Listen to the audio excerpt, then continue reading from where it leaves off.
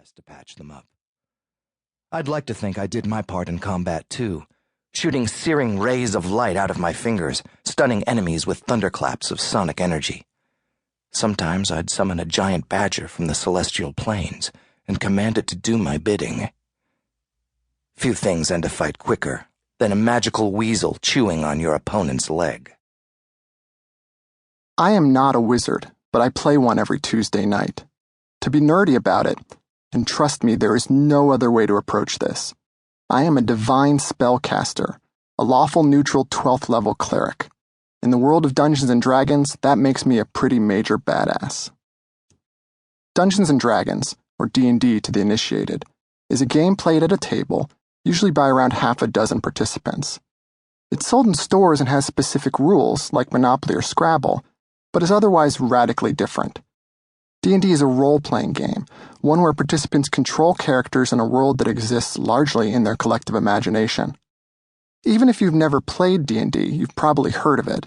And when I admitted I'm a player, your subconscious mind probably filed me under nerds hopeless, unless you happen to be one of us. Role-playing games don't have a great reputation.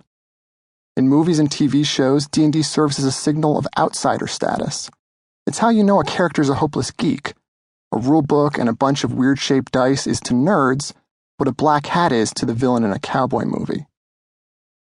Most people know D&D only as some strange thing the math club did in the corner of the high school cafeteria, or the hobby of the creepy goth kid down the street. Even worse, they have the vague sense it's deviant or satanic. Don't D&D players run around in the woods and worship demons, or commit suicide when they lose a game?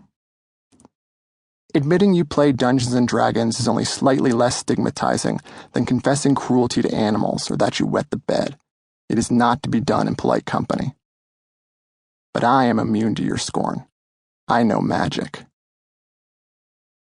Jaden, Abel, Ganubi, and I are freedom fighters. The shared politics that brought us together in that bar are more profound than liberal or conservative. We're all proponents of an active approach to humanity's problems. We want to organize the workers of the world and to strike out against those who would hold us in bondage. In contrast, our opponents fear change. They don't want to upset their comfortable bourgeois lives or take risks that might overturn the political order. Time is on our side, they say. Real progress occurs slowly, over generations. They think we should wait and things will work themselves out. It's so cowardly and stupid. You can't wait out vampires. Let's start with a brief overview for the uninitiated. Dungeons & Dragons takes place within a fantasy world that is invented by its players, but inspired by centuries of storytelling and literature. Books like J.R.R. Tolkien's Lord of the Rings help set the tone, heroic knights and wise old magicians battling the forces of evil. A typical D&D session might find a party of adventurers setting off to search an underground cave system for treasure and having to fight all the slobbering monsters lurking in the dark. But D&D isn't a board game with a pre-printed map and randomized gameplay. Roll a die, move 4 spaces closer to the treasure, pick up a card. You got scared by a goblin, go back 2 spaces. Instead, each setting is conceived in advance by one of the participants and then actively navigated by the players. The person who does all the prep work is called the Dungeon Master, or DM. It's his job to dream up a scenario, something like, archaeologists have discovered a pharaoh's tomb in the desert, and the players are grave robbers who have to break in and steal the hidden treasure. He also has to sketch out the details, like making a map and deciding where the traps are, where the treasure is, and what monsters are guarding it.